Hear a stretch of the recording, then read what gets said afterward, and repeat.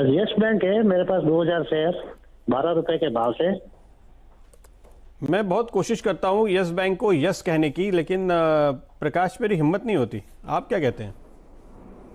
बरोबर है। Yes base तो मैं एग्री करता हूं आपसे। यस बैंक लेना क्यों है? लेना है तो स्टेट बैंक लीजिए ना, पंजाब नेशनल बैंक बहुत अच्छे विकल्प है आपके पास। यस क्यों? क्योंकि सस्ता है इसलिए। अब 2 रुपया मुनाफा मिल रहा है, 2.5 रुपया मेरे पास होता तो मैं ले लेता मुनाफा। अगर इसके बाद तो 20 रुपया भी देखे तो भी चल जाता, लेकिन मैं मुनाफा ले लेता। ओके। मेरी वजह जो दूसरी है वो ये है कि अभी भी यहाँ पे कंसिस्टेंट परफॉर्मेंस और प्रॉफिटेबिलिटी देखने को नहीं मिल रही है प्रकाश। और आप देखिए शायद यही वजह है 200 दिन का एक सिंपल मूविंग एवरेज जो हर कोई बड़े आराम से ट्रैक कर सकता है। आप देखिए इसके ऊपर ये निकल नहीं पाता। काफ़ी कोशिश कई बार कर चुका है और मतलब इतने समय से कोशिश कर रहा है कि मैं आपको बताऊं, दिसंबर 2020 में जब इसने 20 रुपए का 21 रुपए का टॉप बनाया था तब भी ये 200 दिन के मूविंग एवरेज पे जाके रुका था।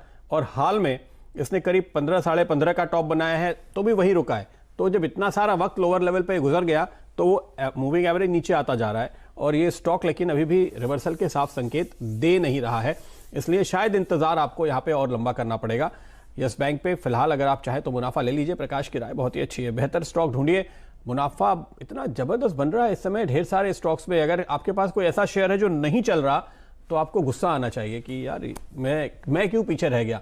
तो बेहतर स्टॉक पे शिफ्ट कीजिए। 50 पर आप आशीष बीएचएल को कैसे अप्रोच करेंगे प्रायर टू अर्निंग 75-60? हालांकि अगर आप देखिए ट्रिगर्स अर्निंग नहीं है, ट्रिगर्स अगर आप देखें इसके नीचे गिरना और इसके आई थिंक वो थीम इस पर ज़्यादा काम कर रही है। But still I mean screen पे फ्लैग है, उसका एक दिन रिएक्शन आया था लेकिन अगर आप देखें वो पूरा मैच्योर नहीं हो पाया।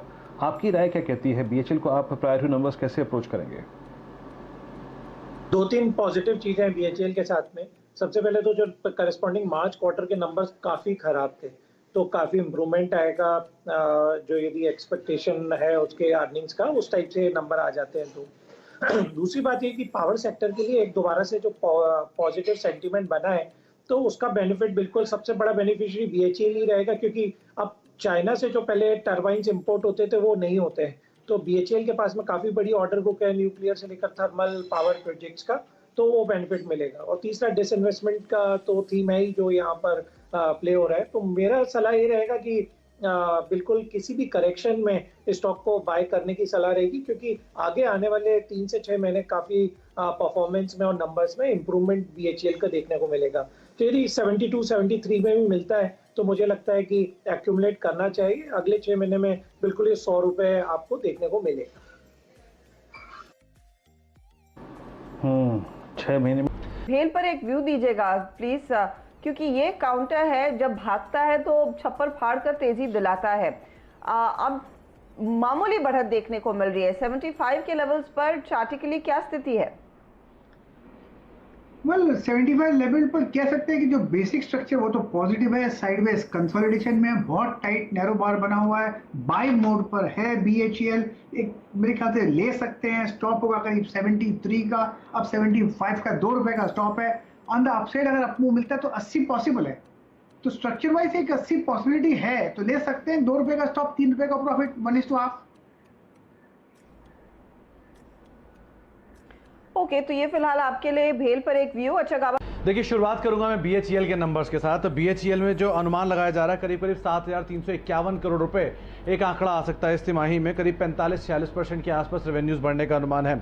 एबिटा फ्रंट पर पिछले साल इस तिमाही में घाटा था, वहां से अब मुनाफा आएगा। रफली 633 करोड़ रुपए के आसपास का मुनाफा होगा, जो कि 560 करोड़ घाटे के सामने आएगा।